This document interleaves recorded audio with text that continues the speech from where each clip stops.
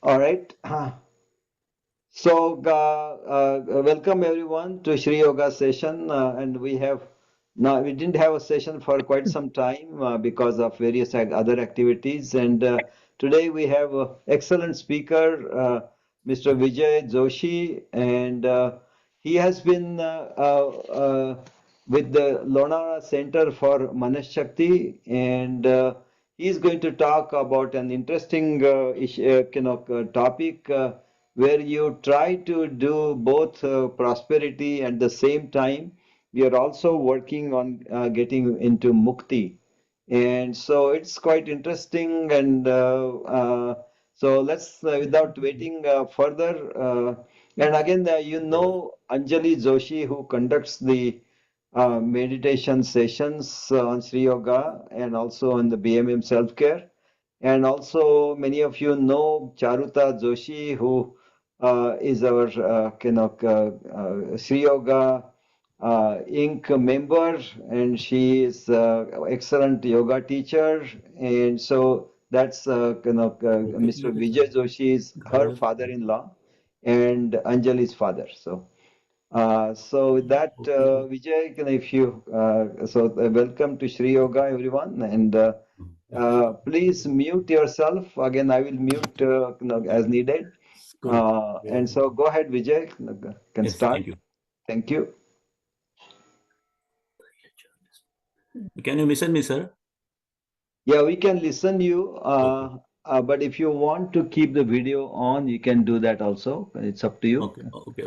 Okay. I'll keep the slide on for some time, and then when some other displays require, I will go to that. Okay, that's fine. Okay, thank you. Then we'll start, sir. Sure, sure. At the outset, I assure you that today, within my limits, with honest efforts, I shall attempt to cover the subject topic.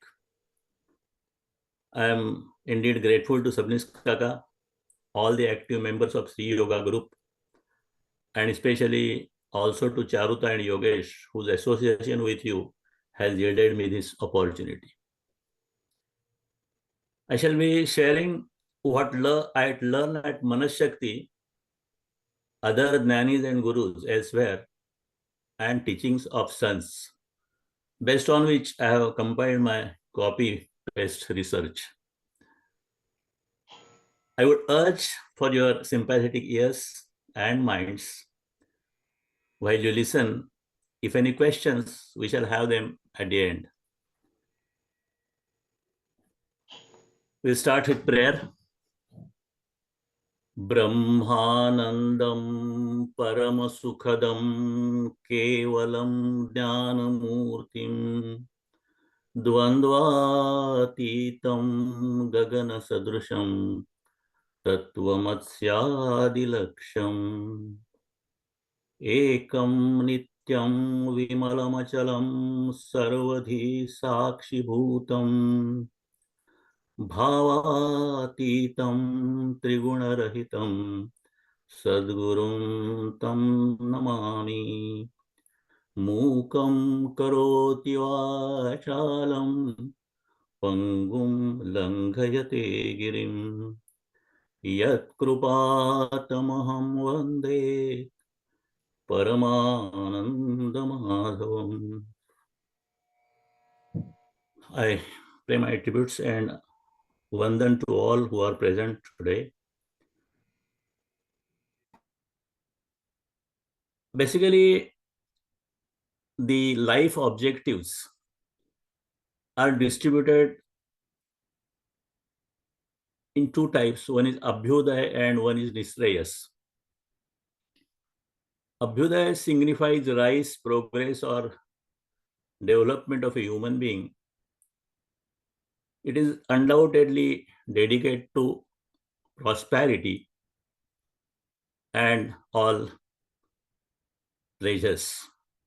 Whereas Nishreyas, on the other hand, divulges eternal bliss, infinite happiness, and contentment, which is in fact a state of Mukti, Moksha, or the Nirvana, or liberation to God. So Nishreyas is something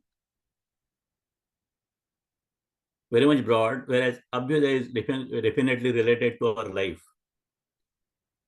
Now, our ancient Indian thinkers had plans for all human life and fulfillment of both these objectives. And that is why in those days, they defined four Purusharthas and four Ashramas.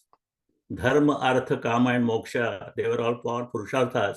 That is pursuits for life. What for we have to live? One is Dharma, that is education. Artha is means. Kama is Ichhapurti. And ultimately, the Moksha is the final destination. These are the Purusharthas. And for that, they have laid down some system of living. And in four parts, our system was distributed: Bramcharya, Grihastha, Vanaprastha, and Sanyasa. Today, we may not find this of any relevance, but conceptually still, yes, it is of some relevance, but that is not our topic of discussion today. We shall attempt to work out some outline for our day-to-day life, mainly to dwell upon Abhyudaya path and also eventually be on the path of Nishreyasa while fulfilling our own desires and ambitions. Body-related pleasures and desires and mind-related pleasures and desires. Since we are going to deal with our desires and ambitions, just two broad classifications. What are the five objects of sensual pleasures or desires? That bodily, we can say pleasures. There are five kinds of sense objects, namely pleasurable sight, sound, smell, taste, and touch. In brief, all the material objects, whether animate or inanimate, enjoyed by people in this world come under this class.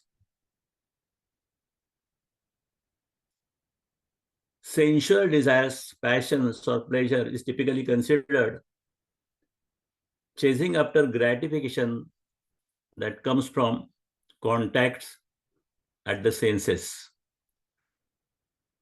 So, Shabda, Sparsha, Rupa, Rasa, and Gandha, these are the five senses and sense happiness or sense pleasures we can think of.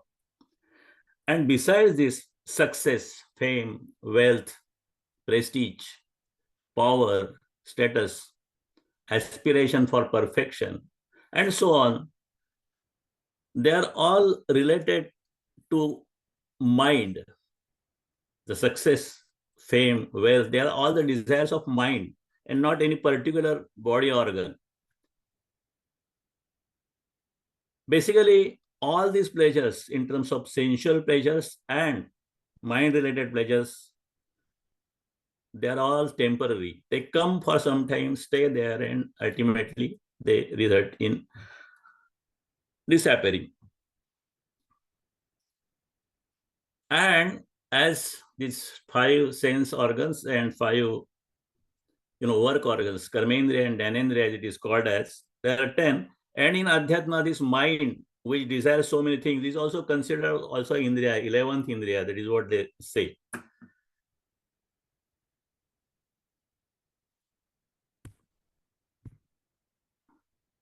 Now, we'll go to the needs and desires of human being, which are classified by one Western scientist called Maslow. And he has given this pyramid of hierarchy of human needs. Here we find the physiological needs, that is basic needs, safety needs, belonging and love needs, esteem needs, and at the top, self-actualization. So the aspiration of the needs go on diminishing as the pyramid goes up. All people will have physiological needs in terms of food, water, warmth, rest. They are all necessary. Then starts safety needs, in which security and safety. We have to have house. We have to have safe place to stay. We have to meet our needs of life in terms of food, water, and other things. So they are all safety needs and as well as some sort of physical needs. So these two basic things are basic needs. And then belonging and love needs, intimate relationship, friendship, circles, social contacts. Then based on this, some esteem needs like you have to have prestige, feeling, and accommodation. So these are the basic needs for which we work. And there, and the top of thing is self-actualization need, where very few people will feel this need. Most of the people will go into physiological needs, safety needs, and belonging and love needs, to some extent esteem needs. But most of the things are covered in these. And here, if we just want to go a deeper analysis, the safety need, suppose you want house, it's okay, you have to have house. But if you are in rented house, you will have to have your own house, say 1-bed apartment, then 2-bed apartments, and there is no end to this, aspiration of your house. So this is basically a safety need, but it can go on expanding. Similarly, relationship, intimate relationship, friend relationship, these things are very subjective, and everybody has defined its needs in own fashion. That is why sometimes your physical needs, safety nets will come in essential categories. Some will not come in essential categories generally, but that individual will always see them as essential needs. These are the desires. So basically, we are talking of desires and ambitions, because desires are many, but then some of them will be ambitions. So since the subject is about ambitions, we'll just go more about this, these desires and concepts of desires and aspirations, or objects, aims, ambitions. What is the origin of desire? Why the desire comes and where from the desire comes? If we consider that in medical science, the reason as to why desire emerged in our mind is not available. Because they don't have any, research on why the desire comes in our mind. And there is one famous sentence by one of the famous scientists, Robert Oppenheimer, when he was asked, how do you wish? He says that if I wish, I can smoke a cigarette, but I can't wish to wish. We also say that this desire came, this thought came in my mind out of blues. So you don't know how the thought emerged. Once they emerge, then you can go and see what to do about them. Similarly, other thinker, Mill, he has also said that the desire is fulfilled when this pleasure is achieved. On this view, the pleasure is the sole motivation factor of the desire. But then, who wants the pleasure? Why he wants the pleasure? These questions are not generally answered in the scientific or Western things. Whereas in Gita, we find a precise answer to this question, and that is what we try to see. Here, for reference, two verses from Gita, from Adhyay 8, antakale ch mamev smaran muktva kalevaram yah prayati samadbhavam yati nastasya samshaya. And other similar next version is also there. The meaning is that Lord Sri Krishna tells to Arjun that whoever remembers him at the time of death attains him and becomes godlike in character. That is the last moment desire of the life. Therefore, one can achieve the cherished goal of God realization by consciously absorbing one's mind in the transcendental names, forms, virtues, and pastimes and abodes of God, even at the time of death. So he is saying that if you remember God or me at the time of death, then you will come to me.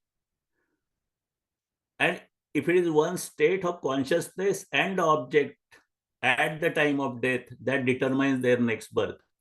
So the basic reason that why this birth is there, see, desire is there because we are born.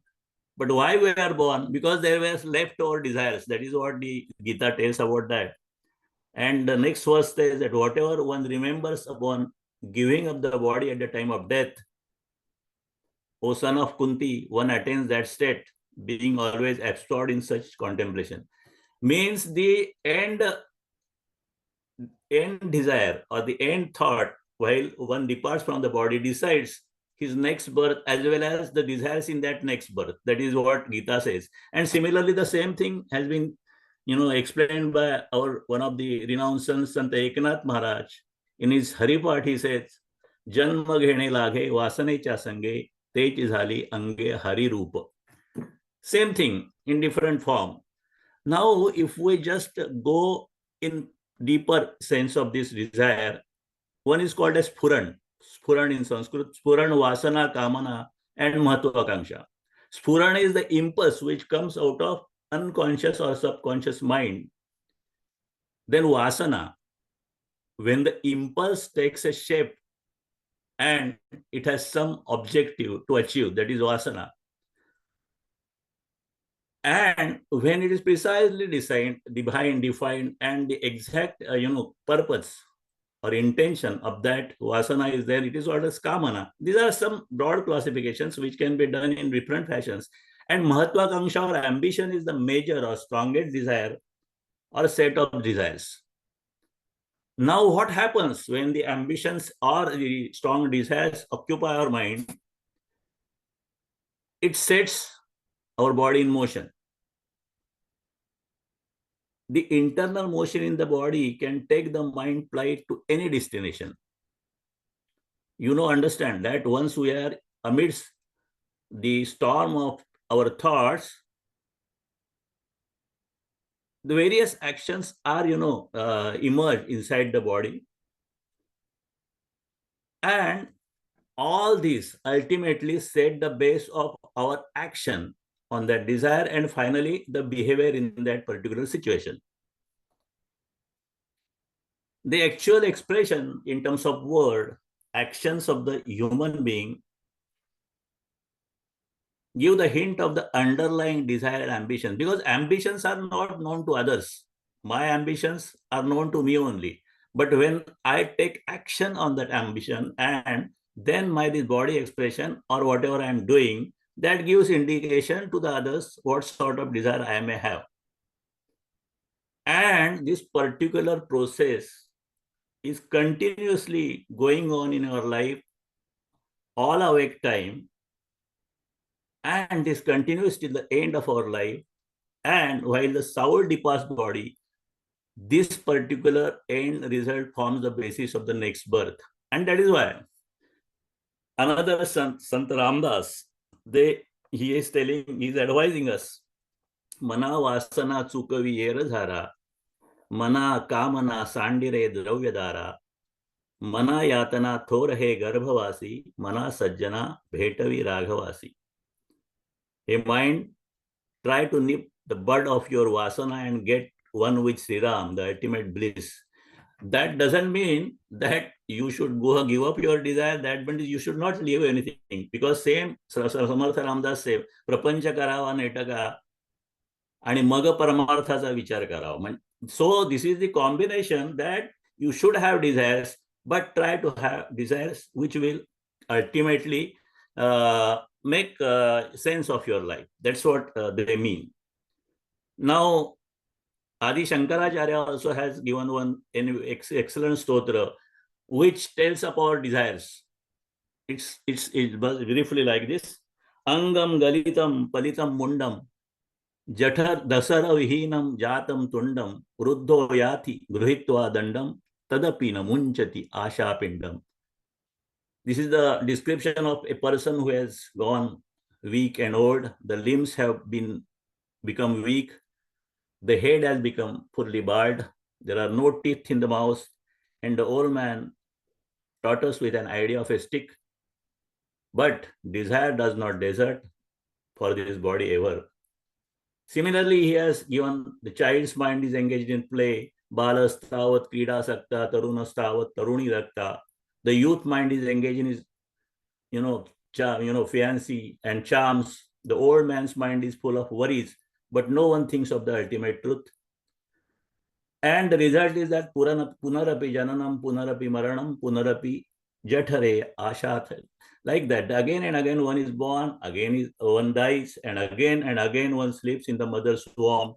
Help me across this limitless sea of life, which is uncrossable, my Lord. That is what Adi Shankaracharya prays to God on our behalf.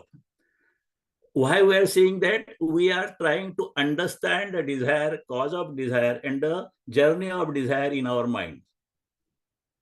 Actually, we say mind, but mind is nothing but every person is a bunch of desires. All the desires is my mind. See, I need something, and unless I get that, I can't be happy. I need something, and unless I get that particular thing, I can be happy. This feeling in my mind is the vasana. Now, once the vasana emerges, it doesn't allow a person to be at peace. The constant instinct to change day to day from now to later is the visible version of our vasana. There is constant desire to change our present status. Throughout of life, a person struggles to fulfill the desires. But the basic nature of the vasana is such that it never rests in peace. Even though you acquire what the desire wanted to acquire, you have fulfilled your desire, then also it will not. For some time, it will rest, and again it will go for next version. Another thing, there are always two outcomes of our desires and efforts. One is apekshit and other is niyojit. See, whatever we get is niyojit, because besides our own efforts for fulfilling those desires, there are so many other factors also responsible for that. Those factors are not within our control. So other person, situation, time, all those things are changing. So though we can put best efforts, the outcome will be always as planned by the whole situation. But we always aspire for expected results, and if we don't get that, we are not happy. And the demand of I want more does not end. The lives of person always remains unsatisfied. The hope that I shall be happy, if not today, tomorrow, one day or the other, keeps a person working till the last moment. Once the ability of working diminishes, then the remaining period of life becomes boring, unpleasant, aimless, frustrating. And one day, in such a state of mind, one breathes his last and passes away to the end. And that is why Shankaracharya says, Punarapi jananam, punarapi maranam, punarapi janane jathare sharam. Now we are just, because this particular topic we are dealing, we are going slightly deep into the, this whole concept of vasana or desire and ambitions. See, these desires are inside our conscious mind, our subconscious mind, incomprehensible mind, as they call it, Vyaktaman, Artha Vyaktaman, and Abodhaman. This is the things where our desires are there, and they are coming from, or a lot of tradition is there. Human being is evolved from animals, or at the end it was amoeba. So the whole evolution is our legacy. Then we have previous lives. Then whatever is caused in the period of mother's pregnancy, these are also the impacts which create our desires. And during this birth, and cultivated in this life. So all these things decide state of our desires. Now, another definition of this desire is sarvesham anukulataya vedaniyam sukham and sarvesham pratikulataya vedaniyam dukkham. The favorable sensation of all sense organs of action, mind and intellect is called pleasure, and the unfavorable sensation is called pain. They're all sensation. One is considered by that particular person as a pleasure, and another is considered as a pain. So anukula taya vedaniyam sukham and pratikula taya vedaniyam dukkham. Desires are many, and completion of all desires and ambitions cannot be worked out. But we can do one thing, which is very common, that any desire or any ambition, what for they are? They are all there to seek happiness, to seek pleasure. And the concept of pleasure being individual and always changing from time to time and stage to stage in our life, the quest of happiness till the end of life will never stop. We perhaps heard the story of a, Badshah and Birbal. Badshah asked, see, I have everything. To Birbal, he says to Birbal, I have everything, but I am not happy. So you go search whole our kingdom and try to find a person who is happy and get his shirt. So I want to wear it. So the Pradhan goes and searches. He doesn't find anybody. Ultimately, he finds somebody, says that I am happy. Then says, give me your shirt. King wants it. He says, I don't have shirt. Can't afford to have a shirt.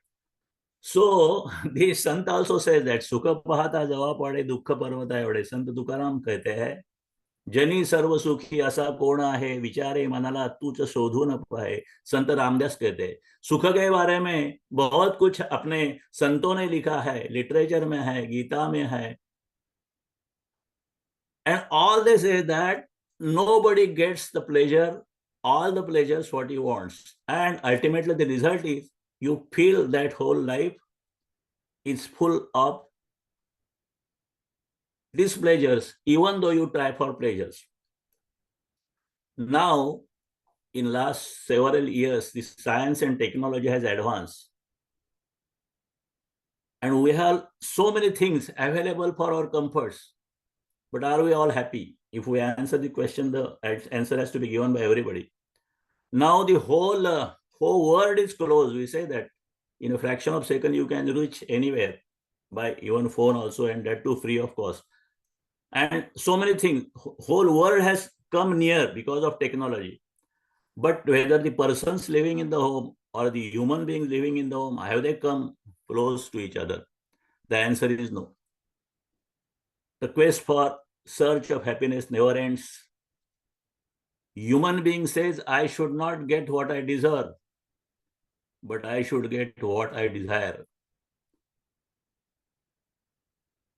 This particular thing, and everybody does efforts, he gets a pleasure, but he says that, see, ultimately I'm not getting what I deserve. The story goes, one of the person was telling that there was one beggar sitting on the road, and as I was passing, he said that please give me 5 rupees, I can have at least tea. He felt good and he had 20 rupees. I'm going illustrations from India only because I stay there. So he has a 20 rupees note. So he gives him 20 rupees. Then he should be happy. He said, he felt that the beggar should be happy. Then beggar gets 20 rupees and he says, can you give me another 10 so I can have vada pav also? So this is the attitude that you get something, but we want something more. The set of displeasure is different with different individuals. Means not that the people who beggar is unhappy. The people who have a lot of money also are unhappy. And this set of displeasure only goes on changing from person to person and situation to situation. Some people are unhappy as they don't have own house. Those who have their own house feel that it is very small house. I should have a bigger house.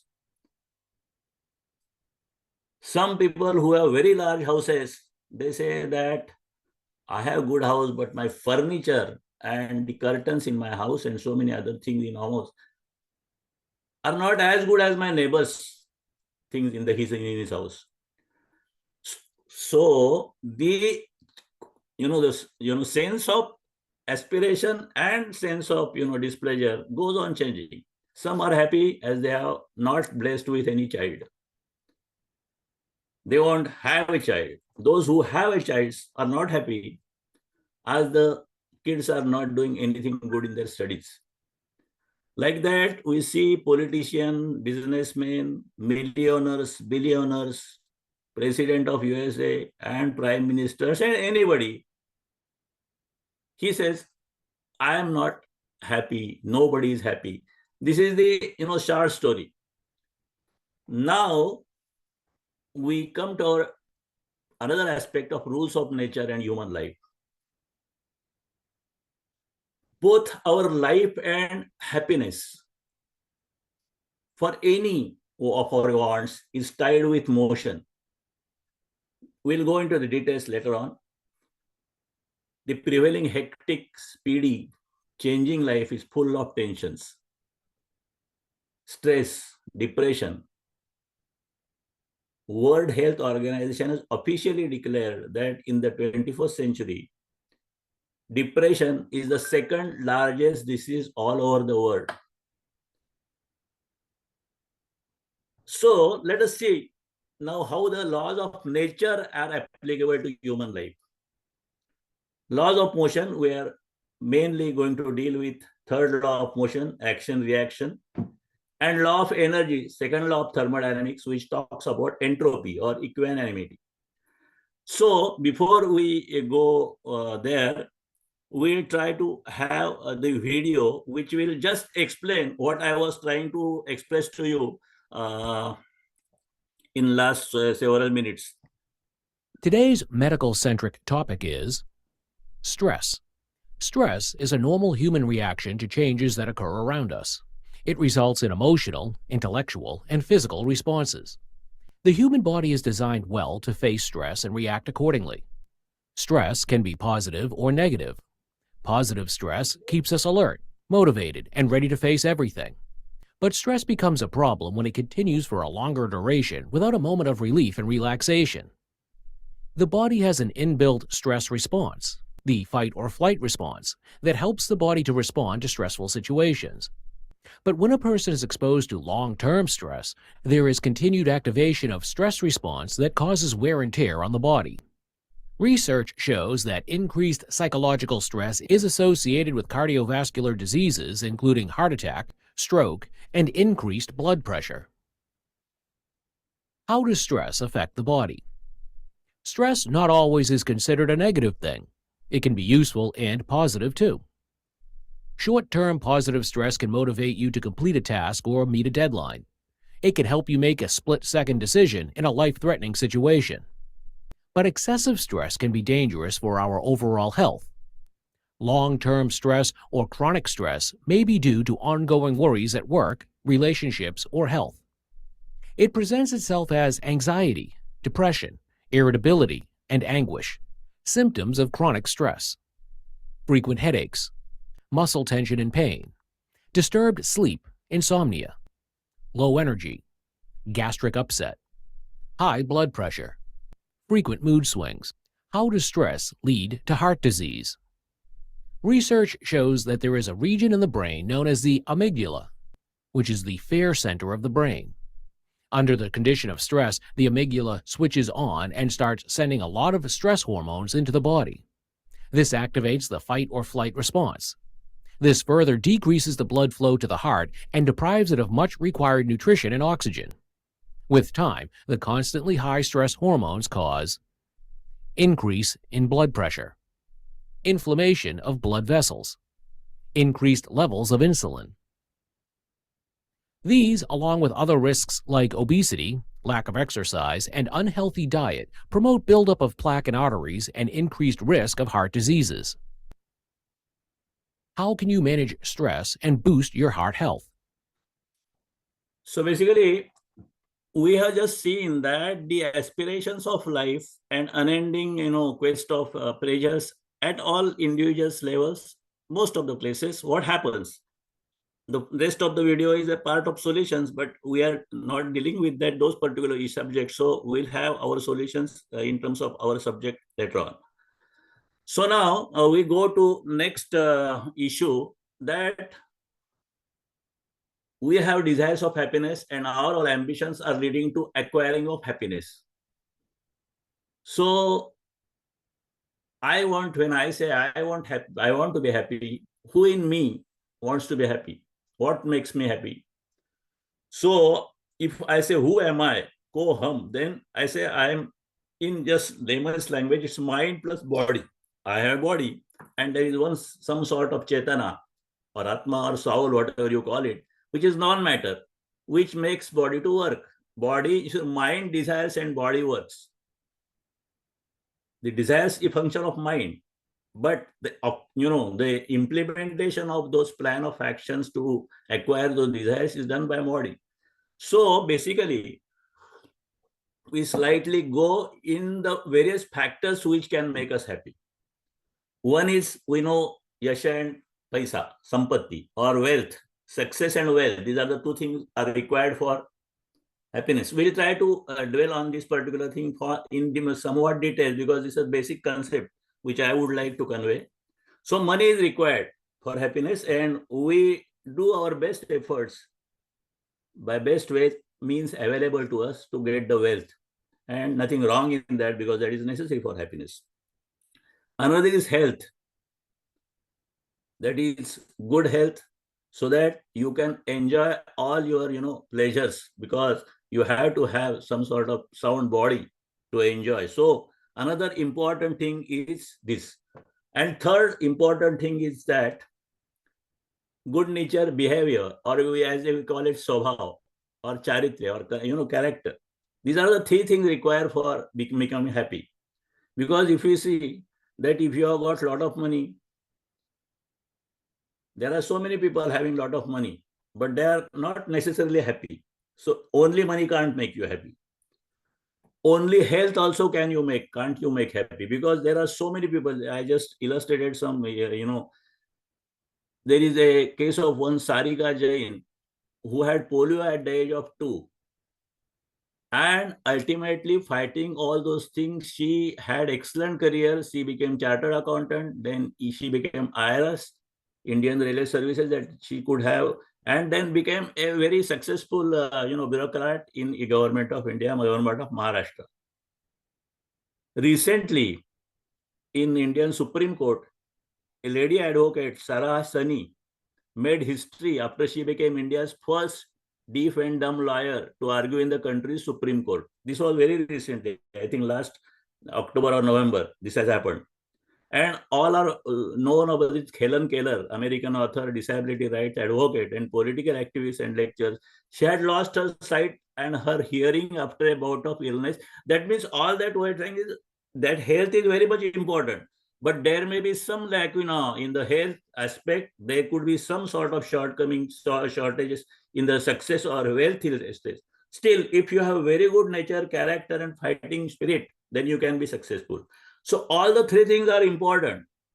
Nothing is less important. But if we just weigh whether wealth is more important, health is more important, or character is more important, then we have to say that yes, character is more important, because if character is good, or the nature is good, attitude is good, some sort of deficiency in terms of wealth and health can be managed.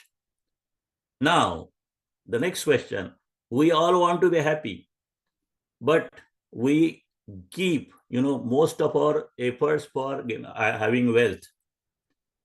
Some efforts are definitely given in diet terms, proteins intakes, and all those things, diet restrictions, and some sort of measures also. So some care, whatever efforts we take for wealth is not taken for health. Yes, but some effort. But what sort of efforts do we take to have our own good character? Now, those people who are very much elite and very conscious and very responsible, they do take some care. But we should honestly agree that the attention for character, swabhav, or good nature or good behavior is given least. And if we consider for success, this is the most important factor. So basically, what is required if we want to make this our homes happy, our society happy, our nations happy, our world happy, it has to be a major stress on character development, which is missing. That is what I wanted to make a short point as far as this, because all our ambitions and desires for having happy For happiness, the factors required are these three. In that, the most important and vital factor is character, which is not given attention everywhere as it deserves. Now we talk of action and reaction, that is equation of happiness in terms of motion. Life starts with the conception. Human life starts with the conception, comes at that first cell in the body after conception, that is the starting point of life. Then the motion sets in that cell. In the span of 9 months, the single cell grows into 7-8 pounds. After birth, the motion in the body continues. When the motion stops, the end of life, life is a journey of motion. So throughout the life, the motion continues, and no motion, end of life. We have everlasting desires to our journey of life. All the time, we fulfill desires to be happy. Any action creates body in motion. That is why ambitions to be happy also involve motions. Desires to get something also involve motion.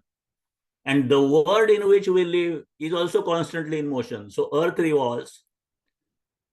Our body is also moving. And the actions also have some sort of motion. This is why when we think of our life ambition and fulfillment of the ambitions, it is imperative to refer to laws of motion because they are all connected to the motion.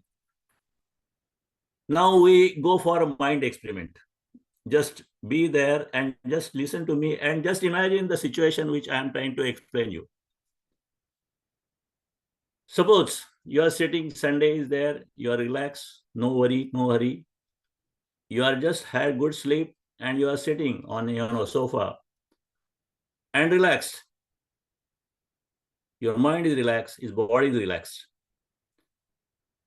Now, how do you count the relaxed state of body? The mind is relaxed because we feel it's okay, we are relaxed state. And body state is that we can see the body's motion. Very easy to have a body motion count because you can always count your pulse. So you count your pulse, it was say 70 per minute. Now, all of a sudden, just you open your mobile and see first message. And the first message is that your bank is telling that you have won a lottery ticket and some $10 million are credited to your account and your now revised balance is such and such. Just imagine you get such a news. You will feel happy. You will feel excited. You will feel something. Everybody will have some different reaction and imagination. And that cannot be explained, but still you can imagine that.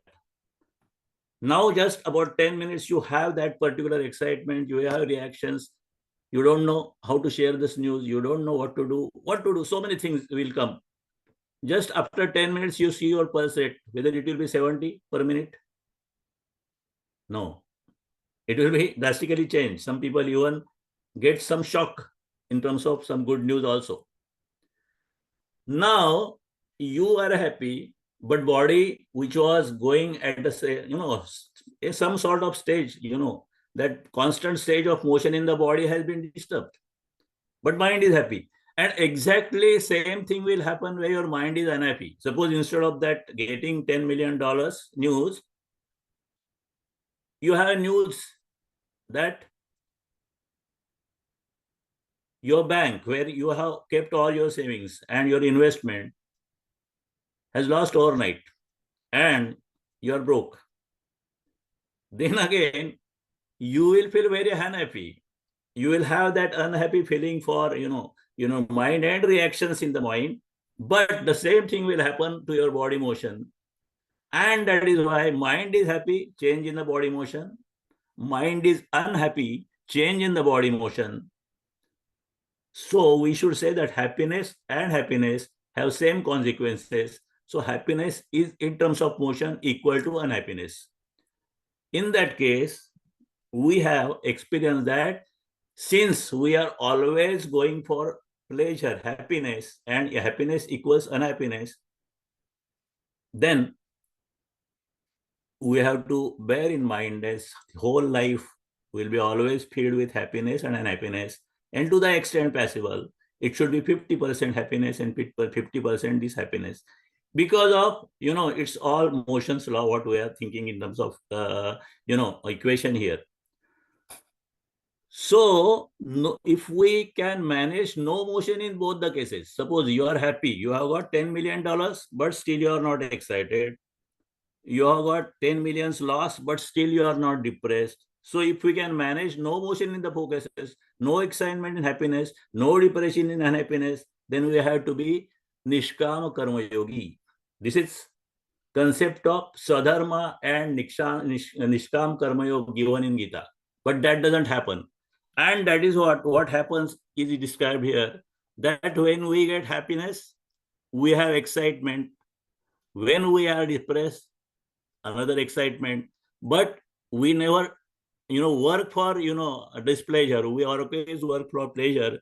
So every time we try to lift this pendulum to the side of sukha, side of happiness. This is what the efforts, deliberate efforts we do. But as the pendulum goes to other side, after it is left there, then it goes to other side. And if this is sukha, the other side, what will be the opposite to sukha? Dukkha. And that is why the action sukha dukkha samay krutva labha labho jaya jayo tatha yuddhaya yujasva naiva papam vyapsasi. Look upon pleasure and pain, victory and defeat with an equal eye, make ready for the combat. And so what is they say that don't worry, you go on doing efforts. Sometimes you will be successful, sometimes maybe you're not successful. Don't worry about that, but you should not leave your efforts. That is what Gita tells. And another thing is that since we are always going to lift, you take this pendulum to this, right side, and it is going on left side, the best way is to take to left side so it can go on side. So say take some displeasure and then it will go to pleasure side. So how to take that displeasure, that we will discuss. But this is the thing in conceptual concept I was trying to explain to you. So there is no emotion in the body without generation of motion. Without emotion, the body does not create motion, as desires is the function of mind. And then we use this word also so many times. We say that she was with the broken heart after the sudden incidents. She had some sudden bad incidents in her life and she was having broken heart. Broken heart is again motion. The football match was so much exciting feeling that my heartbeats were at peak at sometimes. The climax is there in all matches and we enjoy that. And that enjoyment is nothing but, change of our motion as far as body is concerned. He left her with a heavy heart, wondering if she would ever recover. So there is no pleasure or displeasure without generation of motion. The exceptions such as yogi, sthita prajna is there. For them, this will not be there. But otherwise, mind desires and body acts. Mind is a master, body is a mean. And since the body is the only tool. So what is really important is mind. And that is why we have to mind our mind. It is an individual has to live in the nature. He has to follow the laws. Because this nature is where we are living. And all natural laws are definitely, suppose I am staying in India, I have to follow Indian laws. If I stay in Maharashtra, I have to follow Maharashtra laws. Similarly, you are, staying in some county here, some state here, America is nation, you have to follow all these laws. So as the same logic goes, we are living in the universe, and that is the laws of nature are applicable to everywhere. So they are also applicable to us. So whatever comes to you after due effort should be accepted, whether it is pleasure or displeasure. And both pleasures and displeasures are not everlasting. As the pleasure has its end, so also is displeasure. If I want to take credit for my achievement, then success and discredit of loss should be taken by me. I cannot just take achievement for success and say my failure, others are responsible or fortune is responsible. So we have to be responsible for that. And just one illustration which our Swamiji used to give, that if I wear a costly golden Rado watch on my wrist worth $5,000, I say it's mine watch, it's my watch. The watch is mine. But when in the same place, I get a big paining boil of the same watch size, filled with pus, that time I am suffering, and that time I say my hand has a boil. But watch, we don't say my hand has a watch, we say it's mine. So this is how the attitude is there. And that is why Gita says, Karmanyevadhikaraste ma phaleshu kadachana na karma phaila hetur bhuma te sangotva karmani. Lord Krishna says you only have a right to action, karma, and not to the fruits of your karma. Do not become a person who constantly expects and get attached to the results of one's karma. Do not get also attached to inactivity, because some people will say that agar ye karna hi nahi hai, if I don't want to get fruits, why should I work at all? Then that is also not correct, because having taken the birth, we have to do work and we have to do our duty. That is what Gita tells in terms of, directions of what we should do. Another aspect of, nature, law of thermodynamics.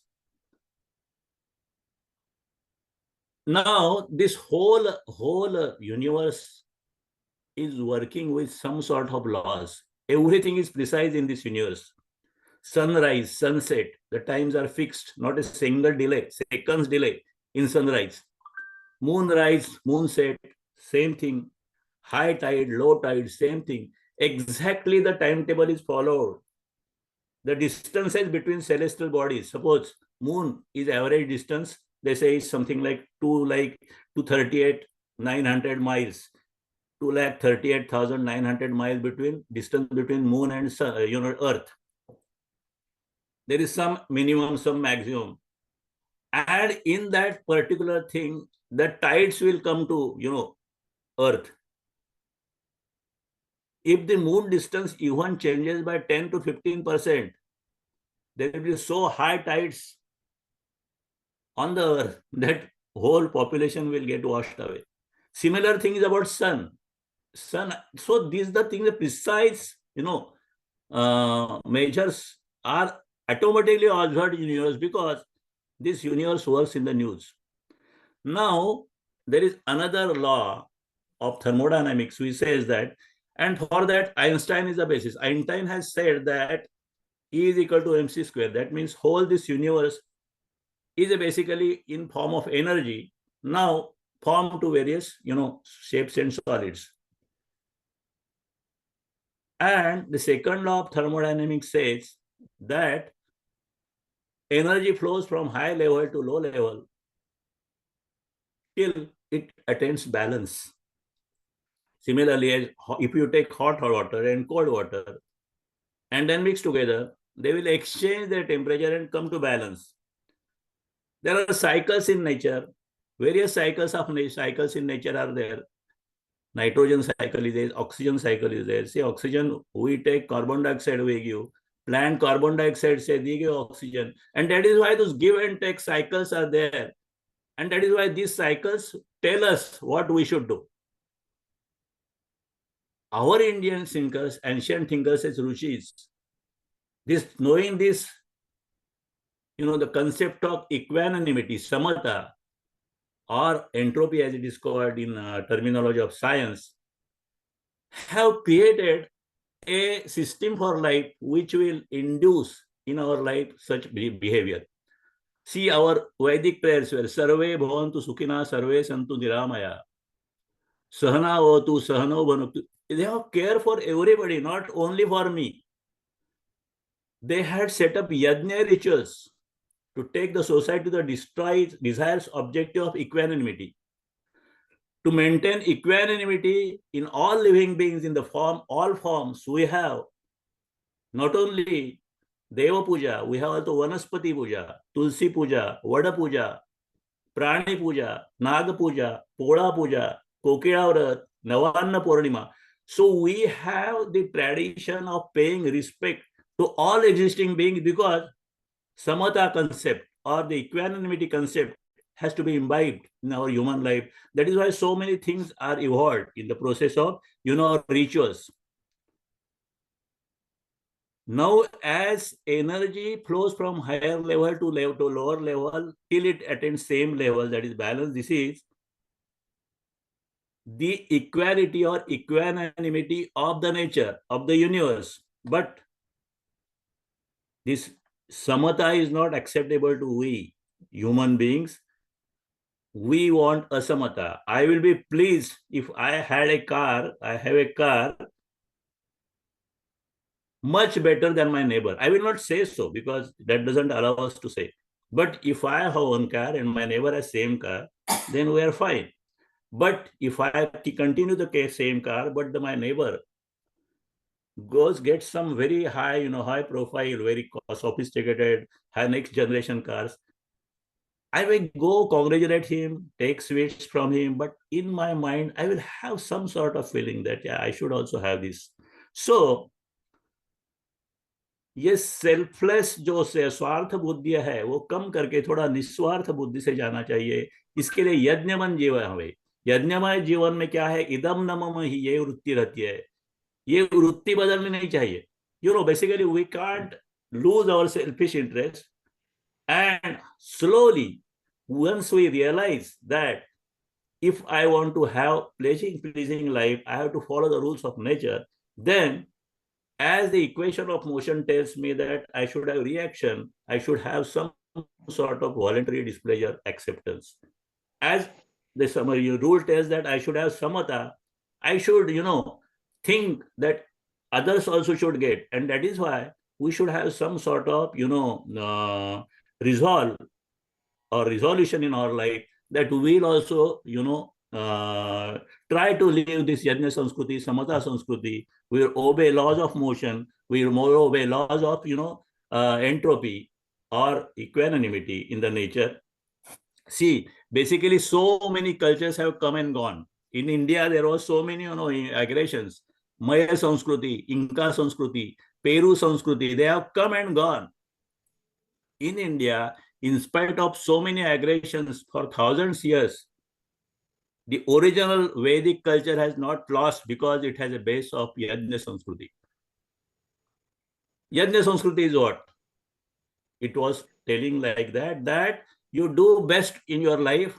The old systems of, kings will earn a lot of fortune. They will do a lot of, wars. They will have, a lot of kartabgari. And then once they are about to retire, they will conduct yajna. They will distribute their wealth to the, people in the kingdom, and the son will come and start with fresh, See, this So, particular Vijay, sorry to attitude is interrupt you. imbibed. Yes, sir. Vijay, sorry to interrupt you. I would suggest that by 9:15 you finish and give about 15 minutes for people to ask questions. Sorry about Okay. interruption. ठीक है. My major thing is over. In another 5 minutes, I will wind up. Okay, thank you. So basically, what I was trying to tell is that laws of motion in terms of, equal action and reaction, laws of thermodynamics in terms of equanimity, and the concept of yajna, where three concepts are there. In yajna basically have a lot of, karma kanda, but basically three concepts are there. That is dana, sanman, and sangati. Dan is for the person who is needy. Sanman is the person who is, respectable, and association of the similar type of persons.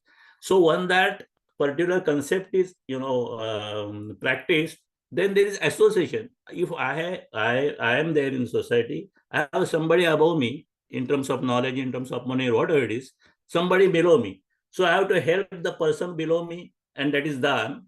I have to respect the person above me, that is man, and association, and doing so many things. And that is what this yoga is doing, or so many institutions in the world are doing, that we come together, share our things, and proceed. So this is basically yajna concept.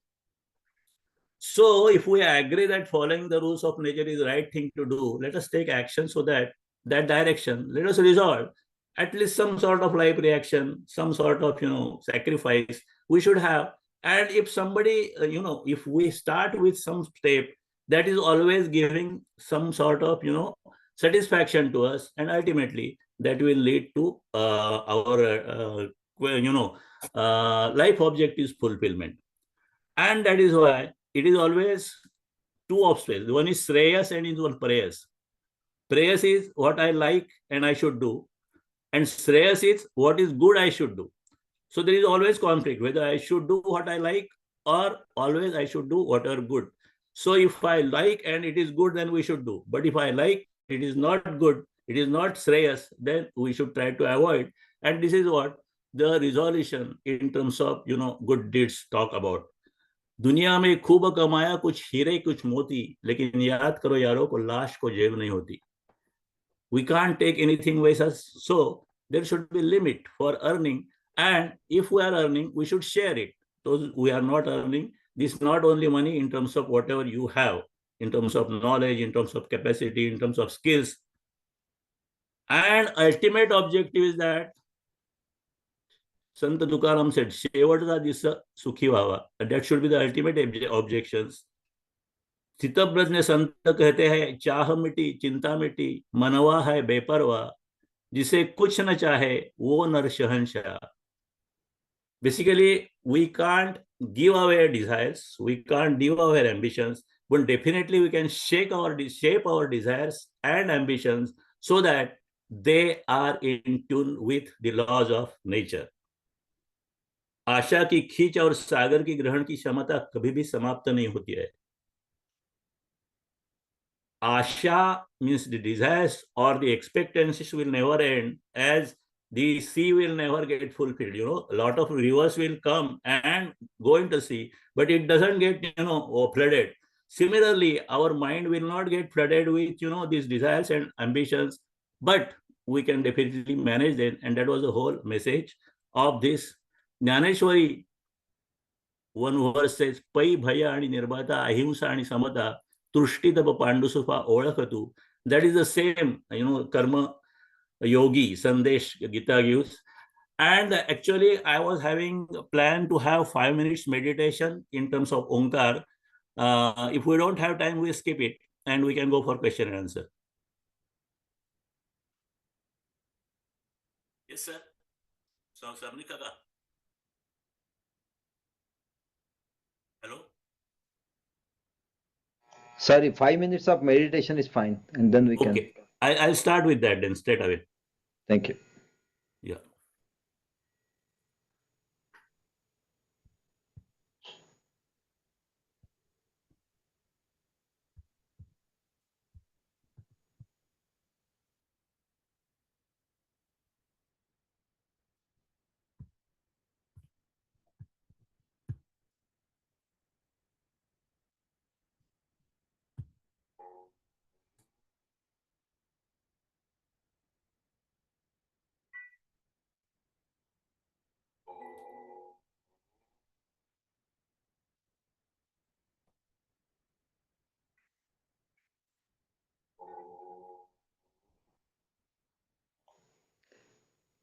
If you have started it, we don't hear anything. Okay.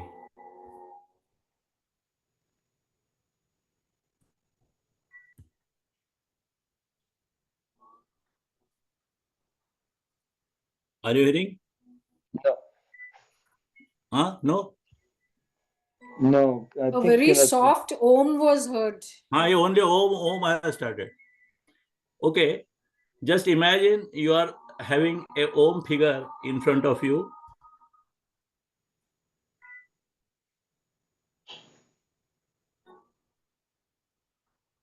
From Vedas to Sans, all have stressed the importance of Omkar.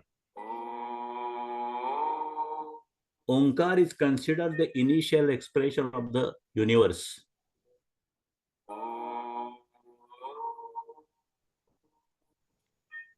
ब्रह्म निर्माता, पालन करता विष्णु और विनाश करता महेश कहे जाते हैं.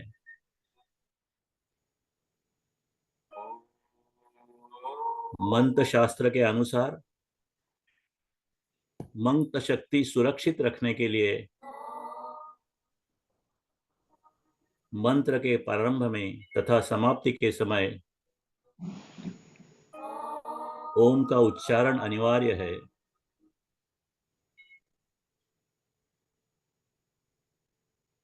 संत सज्जन ओंकार और गणेश की जी की एकरूपता समझते हैं।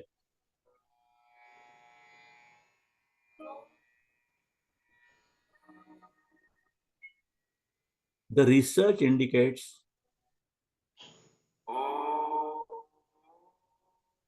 out of 3 matras of Om, अ के उच्चार से कंठ और श्वास नलिका, उ के उच्चार से यकृत और म के उच्चार से मन तथा मस्तिष्क की शुद्धि होती है।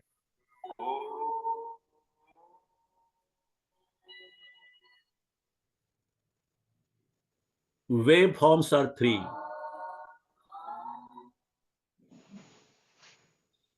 ओंकार की 3 मात्रा है, long, medium and short waves.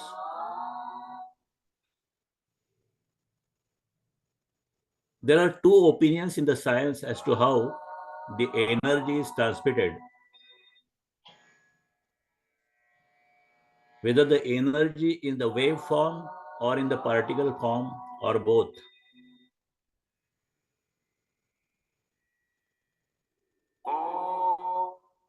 Since Om is believed to have both matras and ardhamatra, it can be considered as the apt solution to reconcile the nature of the energy form.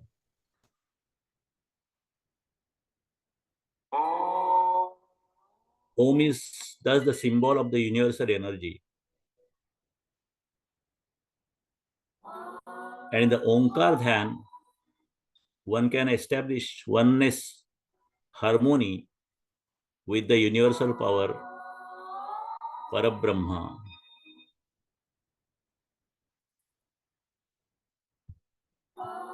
जब हमने जन्म लिया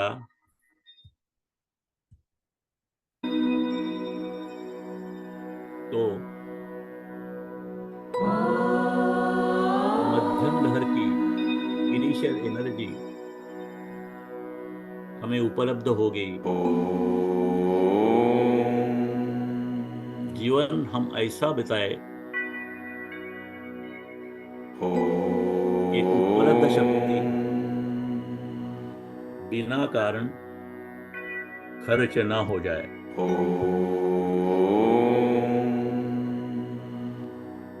अति तृष्णा में, हव्यास में शक्ति का उधर न करे। महत्वाकांक्षाओं का समतोल रखे।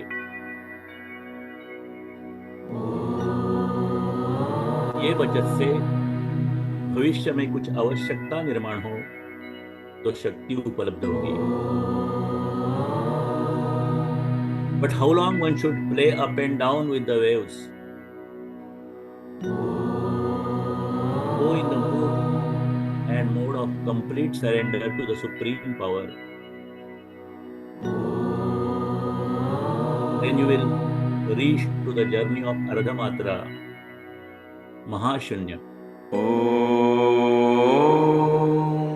Try to stay in this state and enjoy the Ananda for a few moments. Total bliss, total silence. Om Shanti, Shanti, Shanti.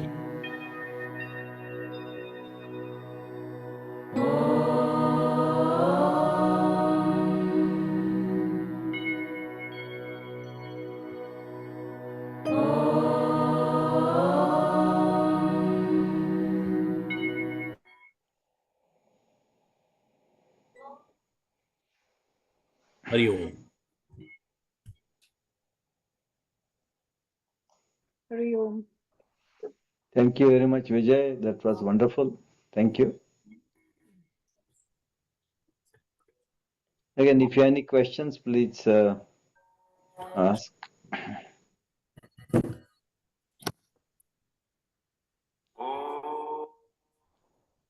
Overall, lot of information and very informative session.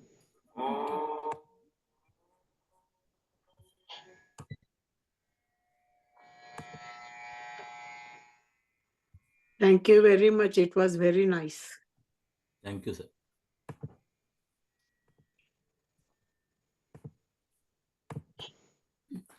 Yes, I thanks have so much. processed the recording, and in case if there are no questions, then we can end it, and Sir, I will share the recording with all of you. Sir, Thank you. any questions and a time is available, we can have it now. I don't Yeah, have. yeah. So if there are any questions, please ask questions.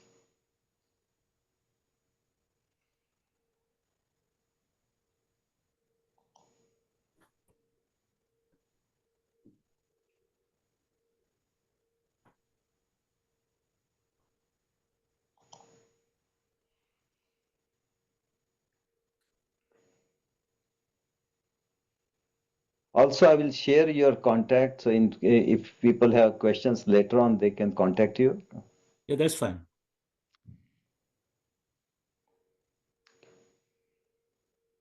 All right. Thank you very much, Vijay, and thank you all for joining.